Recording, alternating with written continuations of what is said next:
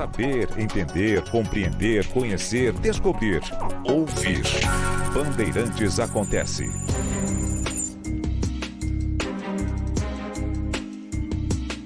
Sexta-feira era o prazo para o presidente Jair Bolsonaro sancionar, com vetos ou não, e houve vetos, a lei do orçamento para este ano, 2022. Com previsão de 4 trilhões e 700 bilhões em receitas da União. E é bom lembrar que é muito difícil a coincidência entre a previsão e a realidade, né? Muitas vezes você tem uma previsão de arrecadação, uma previsão de gasto, senão não tem orçamento. Para fazer orçamento você tem de ter uma estimativa do que será gasto, com o que será gasto, quanto será gasto com cada uma das necessidades, no caso com cada um dos ministérios, e ao mesmo tempo uma estimativa de receita, que também depende de muitos fatores, inclusive da recuperação econômica, de uma maior atividade econômica, mais vendas, mais consumo, mais receita, ao fim, para a União, para os estados, etc. Então, é tudo estimativa. E é muito difícil o ano em que estimativa e realidade se encontram. Geralmente, há diferenças importantes. Gastos quase sempre são maiores do que os estimados. Quase sempre. Não sempre, mas quase sempre. E, no caso da receita, geralmente as receitas são menores do que o estimado, embora também, em alguns anos, haja uma surpresa. Aqui em Minas Gerais, por exemplo, eu me lembro que 2 decisões judiciais inesperadas foram fundamentais para o Zema, porque era um momento em que ele não tinha nem como pagar, isso foi em 2020, salários. E, de repente, 2 decisões judiciais colocaram algo em torno de 2 bilhões de reais à disposição do governo mineiro. Era uma receita inesperada. Eles não tinham ideia de quando a justiça tomaria aquela decisão. Bolsonaro vetou 3 bilhões 184 milhões em gastos. Parece muito. Mas quando a gente fala no orçamento de 4 trilhões e 700 bilhões, esse veto de 3 bilhões e 184 milhões em gastos é quase nada. Manteve 1 bilhão 740 milhões para reajuste a servidores públicos. Isso era o que mais provocava dúvidas na sexta-feira, durante todo o dia. Porque no final do ano passado, Bolsonaro anunciou: vai ter reajuste de salário para agentes penitenciários federais, para policiais federais, para policiais rodoviários federais, vai ter reajuste. Não disse talvez, não disse estamos estudando a possibilidade de, veremos se é possível, nada disso. Disse haverá reajuste. E aí, claro, houve uma grita de outros setores do funcionalismo público, com o pessoal dizendo: não, mas e a gente? Houve manifestações e tal. E é sempre bom a gente ter em vista que o funcionalismo público, de certa forma, ele retrata o que acontece numa dimensão, obviamente, muito maior na sociedade brasileira. Você tem estamentos, há classes, há uma elite, há um setor intermediário, há uma base povoadíssima e com renda baixa. Isso acontece no funcionalismo. E muitas vezes, quem consegue fazer barulho é quem está lá em cima. E então, quando o pessoal do Banco Central, por exemplo, faz um barulho tremendo, eles têm um piso salarial lá em cima. O piso é lá em cima. Há pouquíssimas carreiras que começam, que o sujeito inicia a carreira ganhando o que inicia um funcionário inicial do Banco Central. Não é? E o problema, claro, são aqueles penduricalhos todos no Ministério Público, no Judiciário e também em algumas carreiras ligadas ao Executivo. Mas a grande maioria do funcionalismo ganha pouco e trabalha muito.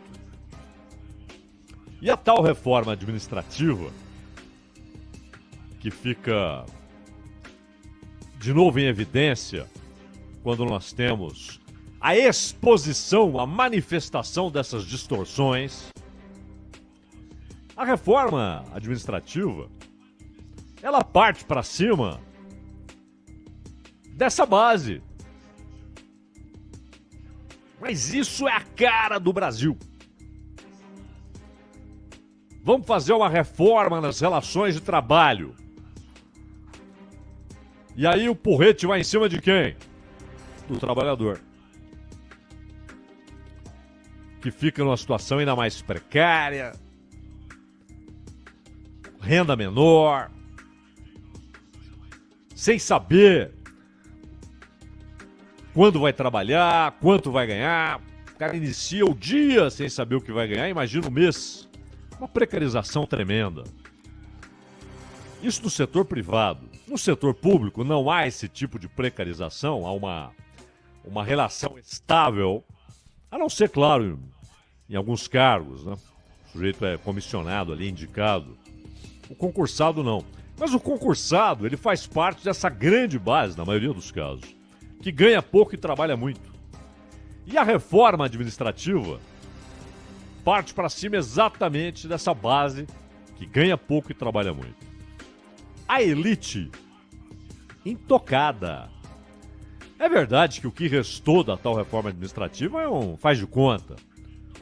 Afinal, este é o país do faz de conta.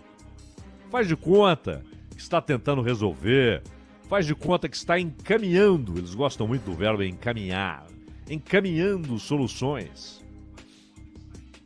Tudo lero-lero. Mas mesmo a reforma original e o que restou dela, os discursos, as discussões a respeito não tocam nas castas superiores dos que recebem dinheiro, seus salários, seus vencimentos, seus penduricalhos, dos cofres públicos. Proporcionalmente, o legislativo brasileiro é o mais caro do mundo. O judiciário brasileiro é o mais caro do mundo. Quando você considera arrecadação, quando você considera renda média, produto interno bruto, são diversos os parâmetros que apontam que o Brasil gasta demais com as castas superiores. E aí sobra pouco. Ah, não tem dinheiro para reajuste. E aí o pessoal lá da base vai passando anos e anos sem reajuste de salário. Isso também acontece nos estados. Com policiais militares, com professores, com médicos do Serviço Público de Saúde, com enfermeiros, enfermeiras, professoras, pesquisadoras. Então, gente que é produtiva, que trabalha para valer o ano inteiro e passa anos sem um mísero reajuste. E os professores ganham mal. E é claro que o salário deles só diminui, sem reajuste. Não é que fique estagnado, porque se não há reajuste e há inflação, o seu salário cada vez vale menos, em termos reais. É assim com médicos do serviço público, é assim com enfermeiros do serviço público, com policiais, militares e civis. Isso é nos estados e é na União. A União, você tem alguns setores, Porque o MEC, por exemplo, ele virou o Ministério das Universidades, né, e dos Institutos Federais. Ele transferiu responsabilidades, essa é a verdade. E em estados e municípios, na maioria absoluta, professores ganham mal e trabalham muito. E por ganharem mal, precisam trabalhar ainda mais. 2, 3 empregos. Médicos com 2, 3 empregos. Então, isso é resultado do salário baixo, salário ruim. Mas os parlamentares, os juízes, os promotores, os procuradores, eles estão em outro departamento. É outra estante. Ali não falta recurso. Inclusive, para salários que de repente saltam mais de 12, 13 vezes. É o cara que ganha 35 e recebe 400. Então, não é moleza, isso não vai mudar. Mas aí, quando tem, até por interesse político eleitoral ou por pressões várias, ao sinal de que haverá um reajuste para o funcionalismo, aí vem a grita. Mas e os cofres? Onde está a responsabilidade fiscal? Mas a gastança com dinheiro do contribuinte, dinheiro do pagador de impostos, lá no andar de cima, ninguém fala nada. Isso não assusta o mercado. Mas se fala que vai ter reajuste pro PM, pro professor, aí saem gritando, né? Não pode, não tem dinheiro. Então vamos tirar lá de cima. Vamos acabar com penduricalho, com mordomia. Vamos fazer o sujeito pagar com o salário ótimo que ele tem, gastos que hoje são pagos pelo pagador de impostos. Tem gente aí que tem auxílio livro. Eu fico pensando se a empresa onde eu trabalho, a Rádio Bandeirantes, fala para mim, ó, nós vamos te dar uma grana a mais pra você comprar livros, jornais. Você vai mudar? Nós vamos pagar a sua mudança. Ah, não. E também pagaremos a locação da sua nova casa, no seu novo endereço. Ao seu carro, pode deixar, combustível é com a gente. E se não quiser usar o seu carro, pode alugar. O aluguel é com a gente. Isso não é real, né? Mas para essa casta é real. Esse é o dia a dia, é o normal. Se assustam quando alguém questiona. Mas aí quando vem a discussão, inclusive jornalistas vão com o porrete em cima de quem está lá na base do funcionalismo. Então, se o Bolsonaro não dá esse reajuste, primeiro ele iria faltar com a palavra. E ele deu uma escorregada, né? Ah, vamos ver, porque para todo mundo não dá. Mas é preciso começar, pelo menos com algumas categorias. Na verdade, não estivéssemos engessados por uma falta perversa de lógica que faz do teto de gastos um totem, que faz do pagamento aos credores do setor financeiro a grande prioridade e que, inclusive, retira esse tipo de pagamento do teto de gastos. É bom lembrar. O que é normal. Você se endividou, você tem de pagar. E o Estado é endividado. Mas gasta mal. Faz escolhas ruins. Mas não é por ignorância. É por oportunismo. Porque virou algo cultural. Gente lá em cima, no topo, que vive do Estado. E que devolve muito pouco. E mesmo devolvendo o que tem de devolver, é pago, bem pago, recebe salário para isso. Por que toda a gastança que supera em muito os vencimentos? O teto, que é o ministro do Supremo, é outra ficção nacional.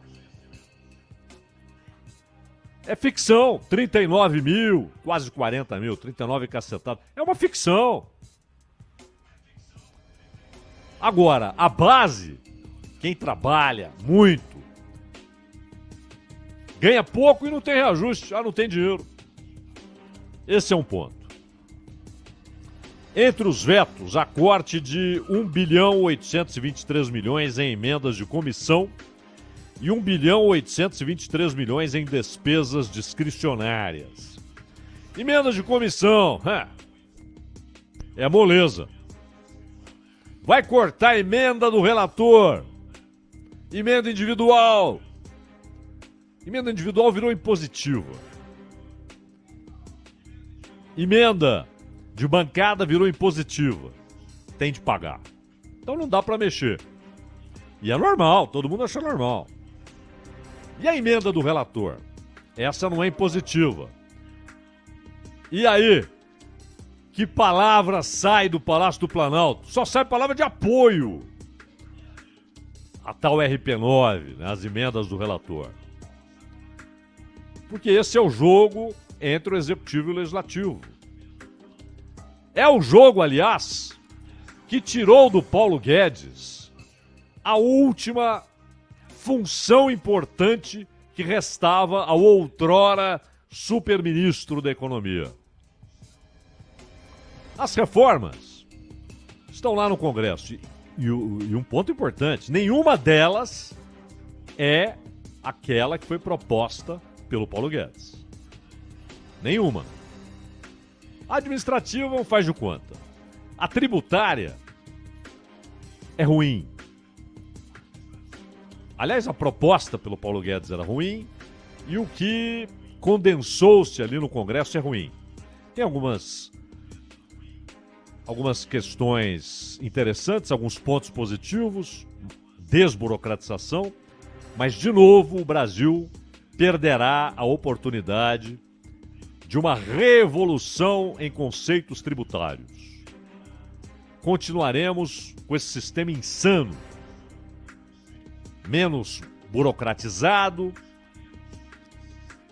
as empresas terão menos gastos com os departamentos que cuidam só disso, será mais fácil lidar com aquele emaranhado de impostos, mas a política tributária, o conceito de tributação não muda. O país seguirá cobrando imposto em cima de folha de pagamento. Continuará punindo quem produz, punindo quem trabalha. Assalariado. E aquele que, em vez de colocar o seu capital no rentismo, coloca na produção, é punido. Isso não vai mudar. O que restou para o Paulo Guedes? Qual o seu último grande poder que ele tinha até há um mês? O orçamento. A palavra final. Remanejamento. Essa grana sai do Ministério da Agricultura e vai para Ciência e Tecnologia. Ou fará o caminho inverso. Saúde e educação. Temos aqui uma imposição constitucional. Mas, nos próximos 2 anos, nossa política será mais do que o estabelecido pela Constituição. Por quê? Porque esses 2 setores foram duramente atingidos. A saúde é óbvio, diretamente. Seus gastos, suas incumbências, suas atribuições que se multiplicaram com a pandemia. E a educação.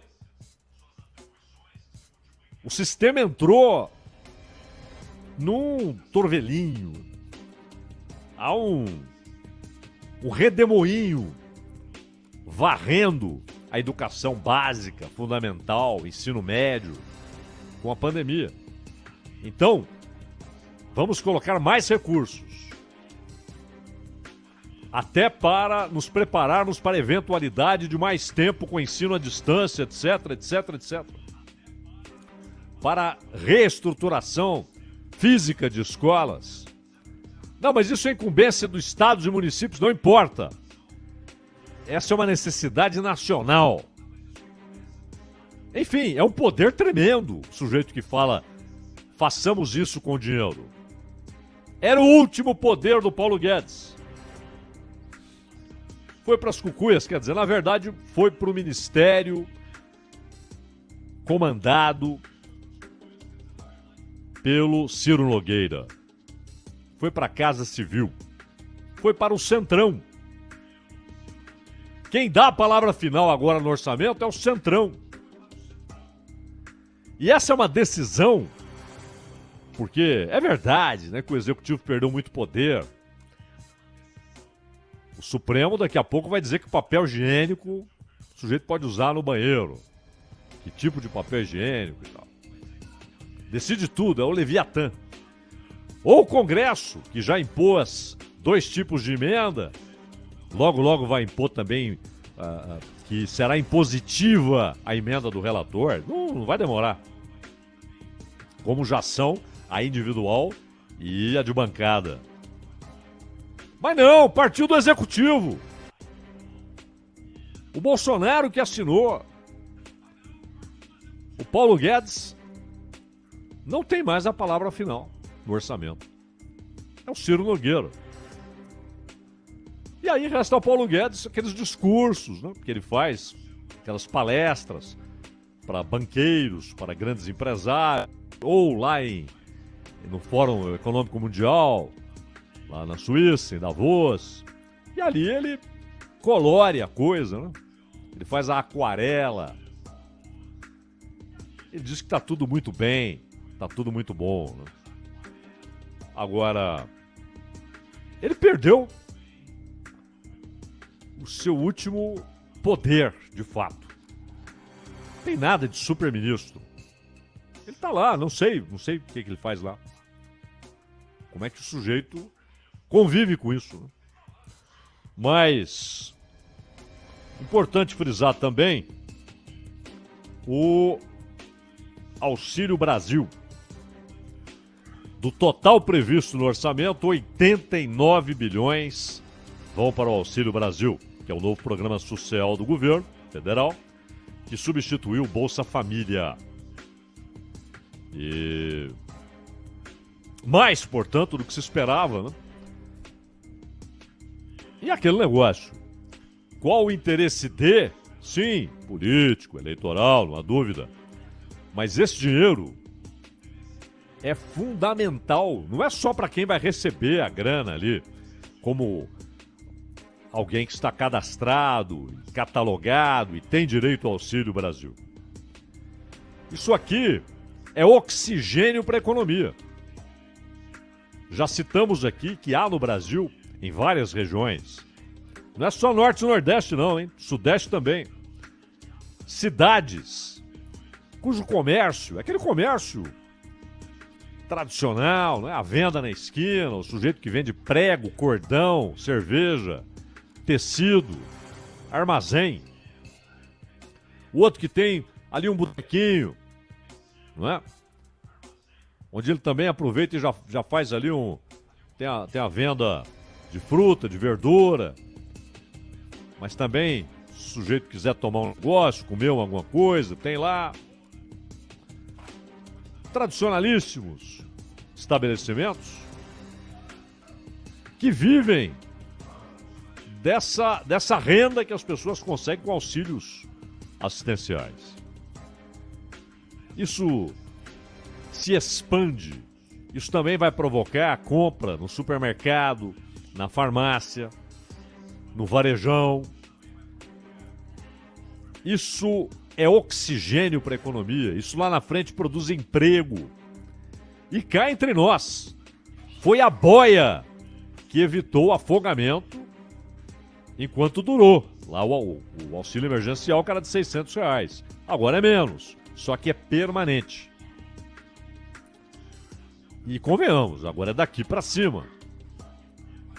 Porque ninguém vai reduzir, ninguém vai ser maluco de propor redução desse vencimento. Mas, quando foi anunciado, valia mais do que hoje. A inflação está comendo tudo. Já vale menos do que valia antes, os R$400. Mas é fundamental. As pessoas estão sendo atiradas na miséria numa velocidade espantosa. Então, é importante saber que haverá, pelo menos neste ano, esses 89 bilhões. Claro que há características específicas para o orçamento de 22. E aí entra a questão dos precatórios e há algumas bombas que foram não desativadas, mas o relógio foi colocado para que explodam depois. Tanto na questão dos precatórios quanto no teto de gastos. O teto de gastos ele é uma bomba relógio desde o momento em que foi tornado parte do texto constitucional. É preciso modificar isso. O próximo Congresso, a próxima legislatura, o próximo presidente da República devem atacar esse problema. No mínimo, mudando a indexação do teto de gastos. Ou então, isso vai inviabilizar a administração pública. O nosso orçamento ainda é um tanto quanto uma ficção, exatamente porque estimativas de gasto e receita dificilmente coincidem com a realidade. Mas é preciso ter um orçamento, um parâmetro, uma referência, né? Mas cheio de distorções, mais uma vez. Ronald. Este é o Bandeirantes Acontece. Você participa com a gente interagindo pelos nossos canais de comunicação. O YouTube, um deles, youtube.com/Rádio Bandeirantes Oficial. E você também utiliza as outras formas de comunicação, como o nosso WhatsApp, código 11 99904 8756. Interaja com a gente aí. Rede Bandeirantes de Rádio.